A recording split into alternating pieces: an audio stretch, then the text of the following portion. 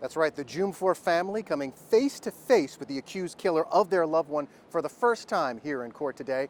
Rashid Ali Bynum pleaded not guilty but will be held in jail until his trial. And throughout the hearing earlier today, the Dwumfour family's pain was evident just below the surface. A husband's tears and a mother's rage.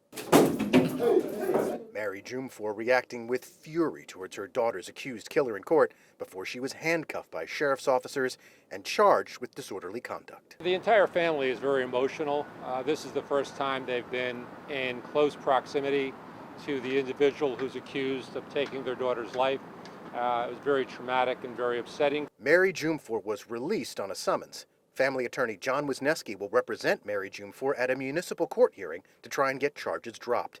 He said the judge in the case threatened to bar Mary Dwumfour from the courtroom if she had an outburst in the future. I could say, Your Honor, there could be no more serious case when someone lies to ambush another. The one person who didn't speak during Monday's hearing was Rashid Ali Bynum, the accused shooter and member of Dwumfour's Fire Congress Fellowship Bible Study Group, who lived with her and other church members for 6 months several years ago. We have here someone who planned, premeditated, drove hours from one state to our state, came here, lied in wait, and ambushed an unassuming individual, young lady, in her car while she was waiting outside of her home. Prosecutors said state police ballistic tests matched the Glock handgun found in a fanny pack owned by Bynum to the 14 bullets fired at Dwumfour as she sat in her car February 1st. This is highly circumstantial and doesn't really prove that this defendant, beyond a reasonable doubt, shot anyone at any time.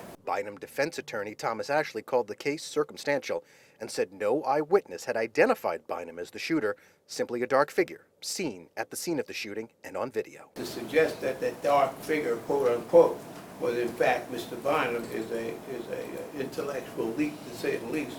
And the judge rebuking that attorney, Thomas Ashley's attempts to delay the case further, the judge calling the proof in the prosecution's case strong and compelling. Prosecutors pointing out this case has already been delayed because Bynum fought his extradition from Virginia, where he was arrested, for 2 months. Bynum's next court date is scheduled for October 30th. In New Brunswick, Alex Zdan, News 12, New Jersey.